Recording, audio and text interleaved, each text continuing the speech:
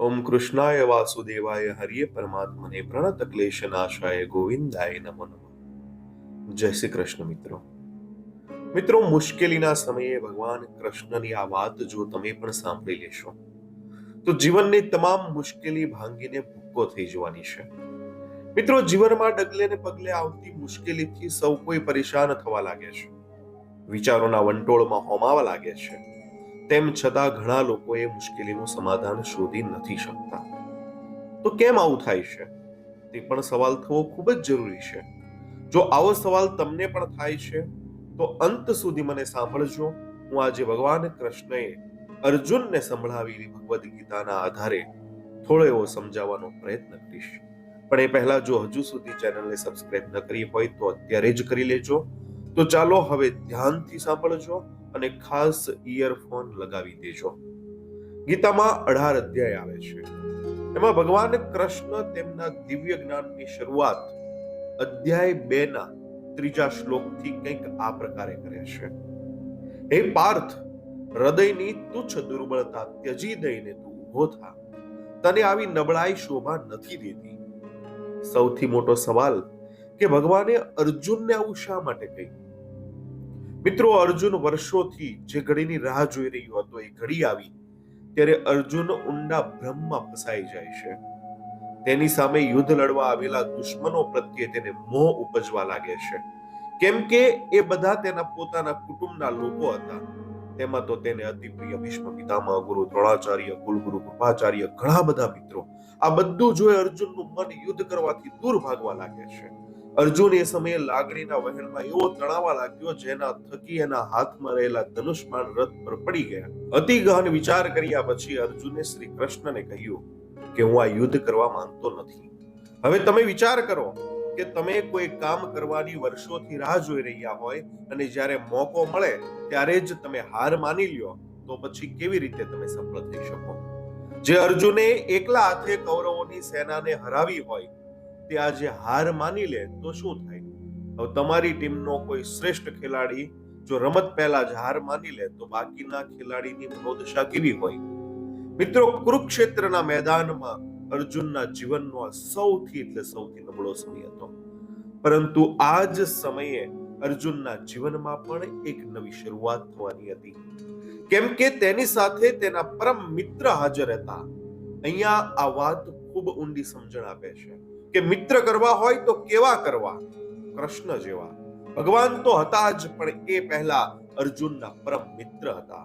અર્જુનની આ મનોદશા જોઈને ભગવાન કહે છે કે હે પાર્થ, હૃદયની તુચ્છ દુર્બળતા ત્યજી દઈ તું ઊભો થા, તને આવી નબળાઈ શોભા નથી દેતી। અર્જુનના ભ્રમને ભાંગવા માટે શ્રી કૃષ્ણ કહે છે કે જીવનમાં પરિવર્તનથી ડરવું સ્વાભાવિક છે, પરંતુ કર્તવ્યથી જો તમે ભાગવા લાગો તો એ યોગ્ય નથી। દરેકના જીવનમાં એવી ઘટના બનતી જ હોય છે જ્યારે બહારના નહીં પણ આપણા પોતાના જ આપણા દુશ્મન બનીને બેઠા હોય એ સમયે જે નિર્ણય લેવા પડે એ ખૂબ કઠિન હોય। પણ જો તમારા જીવનમાં એવી ઘડી આવે તો એકવાર વિચાર અવશ્ય કરી લેજો, કારણ કે પાંડવો પાસે કોઈ વિકલ્પ નહોતો ત્યારે એમણે યુદ્ધ કરવાનું નક્કી કર્યું।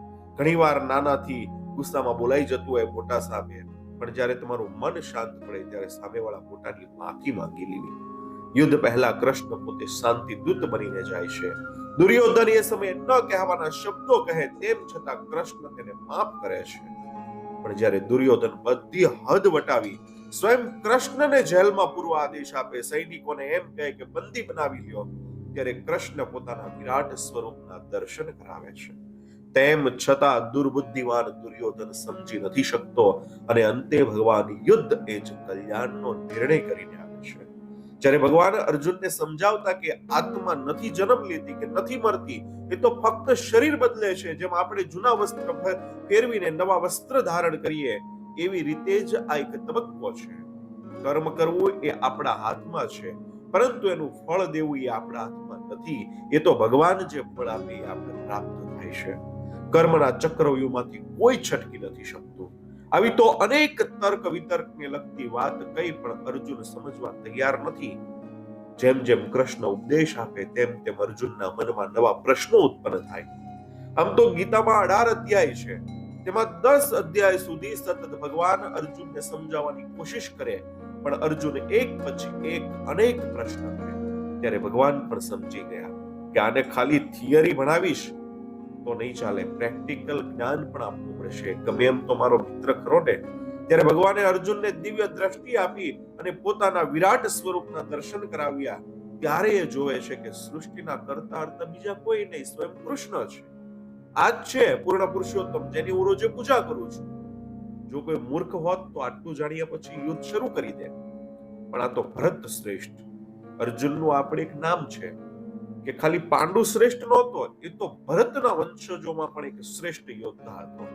એટલે એણે યુદ્ધ ન શરૂ કર્યું, ફરી પ્રશ્ન પૂછવાનું શરૂ કર્યું. અને એનાથી આપણને ભક્તિ યોગ, પુરુષોત્તમ યોગ જેવા બીજા યોગ પ્રાપ્ત થયા. ભગવાન એક પછી એક ભ્રમને તોડતા આગળ વધે તેમ તેમ અર્જુનને સાચી સમજણ આવે.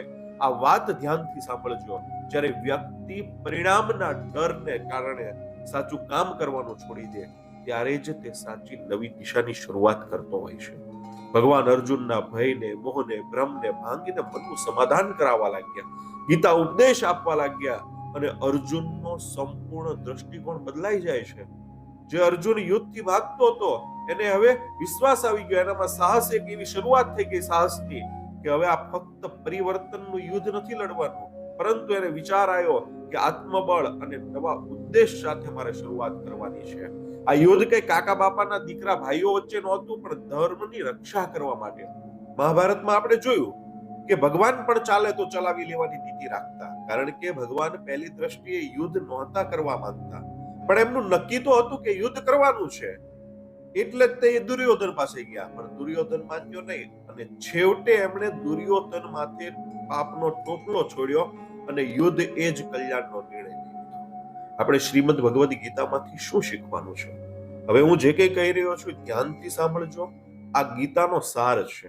જીવનમાં કોઈ પણ ક્ષેત્રમાં નવી શરૂઆત આપણે કરતા હોય તો એ પહેલા આપણે જાણવું જરૂરી છે કે આપણે આપણા ભૂતકાળને ભૂલી જવાનો છે. જે થયું હોય તે બધા સાથે સારું અને ખરાબ થાય.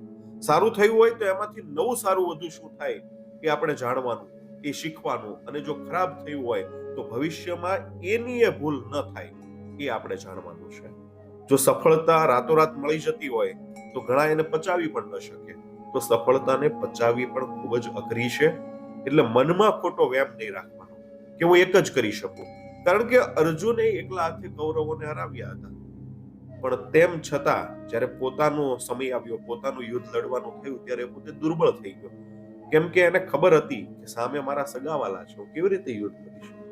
કોઈ પણ નવી શરૂઆત કે પછી જે કંઈ કામ કરો છો એ સાચી દિશા તરફ કરવાનું.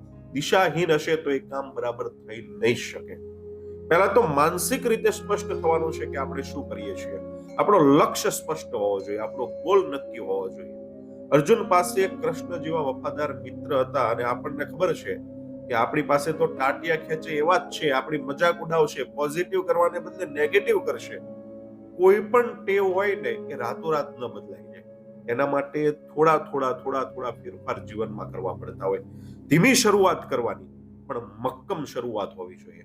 એક વખત શરૂ કરી દીધા પછી બસ એમાંથી ડગવાનું નહીં.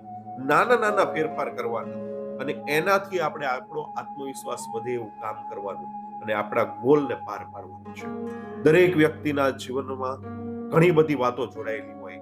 એ પછી રાજકારણી હોય, બિઝનેસમેન હોય, સામાન્ય માણસ હોય, ગમે તે નવી શરૂઆત કરતા હોય ને ત્યારે એના મનમાં એકાદ ખૂણે તો નાનો અમથો ડર હોય નાનો અમથો, પણ આપણો સૌથી મોટામાં મોટો શત્રુ. ડરને કંટ્રોલ કરતા જો આવડી જાય તો બેરો પાર થઈ જાય. હવે અંબાણી હોય, અદાણી હોય કે કોઈ પણ વ્યક્તિ હોય, મોટા બિઝનેસમેન પોતે પ્રોજેક્ટ ચાલુ કરતા હોય તો એમને એટલો ડર તો હોય જ, પણ એ લોકોને ડર કંટ્રોલ કરતા આવડે છે. એમને એવું નથી, ઓવર કોન્ફિડન્સ નથી. પણ જો આપણે ઓવર કોન્ફિડન્સમાં રહી જઈએ, આપણે ડરને ધ્યાનમાં ન લઈએ તો પછી નિષ્ફળતા મળે. એટલે ડર જે છે ને એ હોવો જરૂરી છે, કારણ કે આપણને સતર્ક રાખે છે. બીજી એક મહત્વની બાબત છે આજકાલના યુવાનો માટે, સવારે વહેલા ઉઠવું પડે, ધ્યાન કરવું પડે, સારા પુસ્તક વાંચવા પડે, મોબાઈલને સાઈડમાં મૂકવો પડે, વ્યાયામ કરવો પડે. આવા નાના બદલાવ કરીએ તો જીવનશૈલી બદલાવવામાં ખૂબ આપણી જે દિશા તરફ જવું છે એ દિશા તરફ આપણે જઈ શકીએ. અને આ બધી નાની ટેવની ઊંડી અસર થતી હોય છે. પ્રેરણાત્મક, સકારાત્મક લોકો સાથે રહેવું, એમની સાથે બેસવું, વાતચીત કરવી, એનાથી પણ આપણા જીવનમાં ઘણા બધા ફેરફાર થતા હોય. કૃષ્ણ ગીતામાં અર્જુનને સમજાવતા કહે છે કે પોતાની સરખામણી ક્યારેય બીજા સાથે નહીં કરવાની. આ કોમ્પિટિશન જરૂર કરી લેવાની, પણ સરખામણી કોઈ સાથે નહીં કરવાની. માણસમાં અલગ અલગ પોઝિટિવ પોઈન્ટ હોય, આપણે આપણા પોઝિટિવ પોઈન્ટ થકી પ્રગતિ કરવાની, આપણા આત્મવિશ્વાસ થકી આપણે નવા શરૂઆત કરવાના હોય, જે કે સોપાન શરૂઆત કરવા હોય તેના, અને પોતાના પર ભરોસો રાખવાનો અને આગળ વધતા જવાનું છે. શ્રી કૃષ્ણ ખાસ એક વાત કહે છે કે કૃતજ્ઞતા અને સંતોષનો ભાવ તો હોવો જ જરૂરી છે. જે વસ્તુ આપણી પાસે છે એના માટે સૃષ્ટિનો, ભગવાનનો, ગુરુનો, માતા પિતાનો, મિત્ર વર્તુળનો, તમારી આસપાસ જે કોઈ વ્યક્તિ હોય એનો આભાર તમારે વ્યક્ત કરવાનો. પોતાની વસ્તુથી આપણે સંતુષ્ટ રહી શકીએ એવી મનમાં એક એવી ગાંઠ બાંધી લેવાની, તો જ મનમાં શાંતિ હશે. જો તમે આ બધી નાની નાની વસ્તુનું ધ્યાન રાખશો તો તમારું મન ક્યારેય પણ અશાંત નહીં થાય. અને જો મન અશાંત નહીં થાય તો ક્યારેય પણ નેગેટિવ ઉર્જા શરીરમાં આવશે નહીં. અને જો શરીરમાં નેગેટિવ ઉર્જા નહીં હોય અને સંપૂર્ણપણે પોઝિટિવ ઉર્જા હશે તો તમે જે કંઈ પણ કામ કરો છો એ કામ સારી રીતે થવાનું જ છે. તો મિત્રો, આ હતો આજનો આ એક વિડીયો ગીતા સાથે જોડાયેલો. જો તમને પસંદ આવ્યો હોય તો લાઈક કરજો, શેર કરજો, અને ગીતા સાથે અથવા તો કોઈ પણ મોટિવેશનલ વિડીયો જોવા માટે આ ચેનલને સબસ્ક્રાઇબ કરી દેજો. તો ચાલો ફરી મળીશું એક નવા વિડીયો સાથે. જય શ્રી કૃષ્ણ.